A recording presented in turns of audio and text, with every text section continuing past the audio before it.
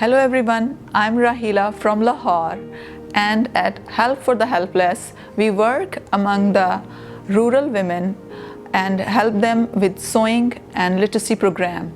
We have got in the beginning a lot of ideas, but we started with sewing program and literacy program. In sewing program, we help them to learn the sewing skills so well so that they will be able to earn through that.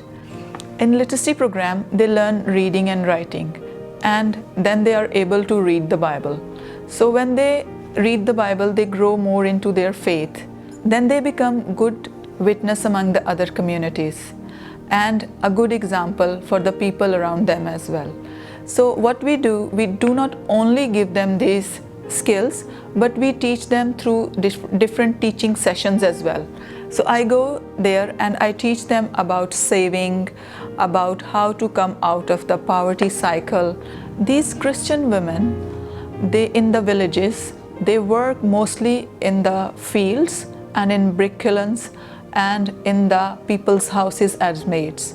So in the villages, when they work over there, they are not paid really well. So they are paid very less. They work in the people's houses, where they are also very vulnerable to abuse. So what we do, we help them to get an honorable and respectful occupation by learning the sewing skill, so they can work from home and they don't get into these situations. We have started our Help for the Helpless project in 2016, August. And we had started with one literacy and one sewing center. And by the 2018, we got 10 centers going on in the different villages. And all of them are being graduated. So I will just explain now how we do the graduations. By the grace of God, we were able to give all of the students sewing machine and sewing tools so they can start their business wherever they are and earn a respectful living. Now about 10 centers and more than 120 students are being graduated from sewing centers and nearly 50 students from literacy centers. And now you will be thinking that how I bear the cost for all of that. So I'll share with you my story, that I had a question with the Lord that why our people are so poor and illiterate. And God prepared me for this task, and I was not working at that time. And I said, God, how can I be the answer to this question? So then I put all my beautiful Pakistani clothes for a garage sale. And before leaving Australia, I put other things for another garage sale, and I raised some funds like $1,500. And I started my first project with that. And God has blessed that. And then a bit from a friend and a bit from another friend. And this project was going on, and God was blessing and providing this project. And now by the grace of God and His provision, 8 centers for sewing are going on and 4 for the literacy program.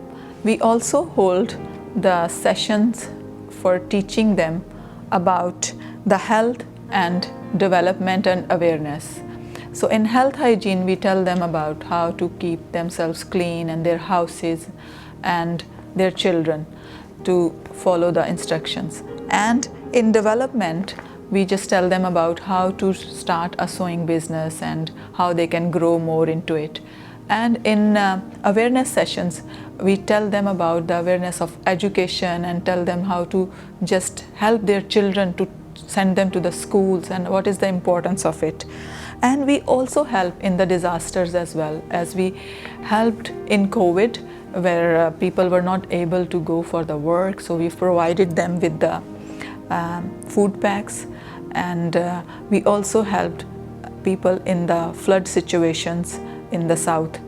And we also helped in the situations where there is mob violence against Christians, and we are partners with that, also helping them. I will share with you some of the testimony. They are very close to my heart and they are very encouraging.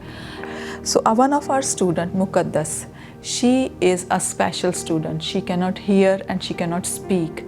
And our teacher Sonia worked so hard with her, and she became so brilliant student of sewing. and she sew her clothes herself and for others as well, and she is growing so much. And the other student is Zarish.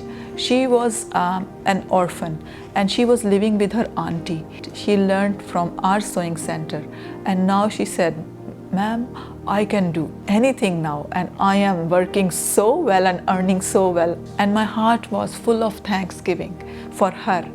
And she is sewing for other people on payment, and she is sewing the uniforms for the school-going children, and so much more she is doing. Now I will share with you the feelings of these people who they live in remote areas and in poor conditions.